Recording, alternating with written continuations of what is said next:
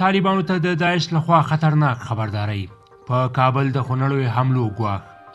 داعش تازه څه ویلي او دا حملې به په کومو ځایونو وکړي؟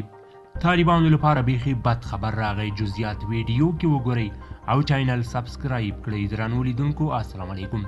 ملګرو ملتونو په یو راپور کې وویل د اسلامي دولت یا داعش سخت دریځې ډلې په نړۍ کې د طالبانو د لا منزوي کولو په خاطر خبرداری ورکړی چې په افغانستان کې به د چین، هند او ایران پر سفارتونو بریدونه وکړي. ایران، چین او هند له هغو څو ګوته په شمېر هیوادونو څخه دي چې لا یې هم په افغانستان کې سفارتونه فعال ساتلي دي. داعش اوس په افغانستان کې د طالبانو لپاره تر ټولو جدي امنیتي ګواښ ګڼل کیږي او په تیر نږدې یو نیم کال کې چې طالبان واک ته رسېدلي دي ډلې په کابل او نورو ولایتونو کې خونړۍ حملې کړې دي.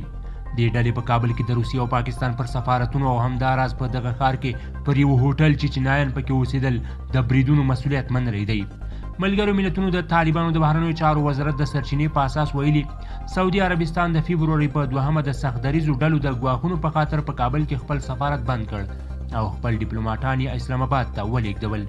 څرګنده ده چې سعودي به کله بیرته خپل ډیپلوماټان کابل ته بیرته ولېږي. سعودي یو له 7 هیوادونو څخه و چې په کابل کې یې سفارت پرانیستی و. د ملګرو ملتونو د راپور له مخې چې د چهارشنبې په ورځ یې خپور کړ د ترکیې او قطر سفارتونو د امنیتي ګواښونو له کبله په لوړه کچه امنیتي ترتیبات نیولي دي. دا په داسې حال کې ده چې طالبان ادعا کوي چې داعش یې له منځه وړی او نور په افغانستان کې کومه سیمه تر کنټرول لاندې نه لري. د سیاسي چارو شناند او ژورنالیست سمیع یوسفزی چې د داعش او زغدریزو ډلو په اړه یې څېړنیز راپورونه چمتو کړي وایي دا سمه ده چې داعش په افغانستان کې کومه جغرافیه په کنټرول کې نه لري، خو هغه داعشیان چې په ښارونو کې خپاره شوي لا خطرناک دي. نوموړي وویل یو هغه داعش و چې سیمې به یې په لاس کې لرلې، جګړې به یې کولې. دوهم تر ټولو خطرناک داعش د افغانستان په ښارونو کې رالوی شوي داعش دي چې اکثره یې ډاکټران او انجینران دي.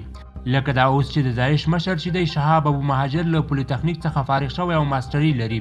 د په کابل کې د بوکسینګ کلب درلود، سره له دې چې په کابل کې د هند سفارت بشپړ فعالیت نه دی پیل کړی.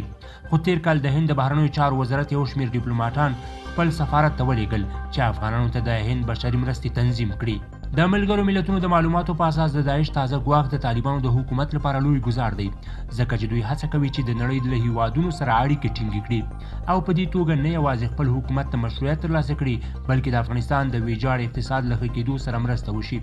د 2022 د اګست په 15 د طالبانو واک ته رسېدو وروسته د امریکا په شمول کابل ټولو لویدیځو هیوادونو خپل سفارتونه له کابله وایستل او قطر ته یې یوړل. د راپور د معلوماتو په اساس د طالبانو انزوا د افغانستان اقتصاد نور هم له ستونزو سره مخامخ وي. د ملګرو ملتونو د راپور له مخې داعش چې مرکزونه یې د پاکستان پولې ته نږدې د افغانستان په کونړ، نورستان او ننګرهار ولایتونو کې دي تر 6,000 پورې کسان لري.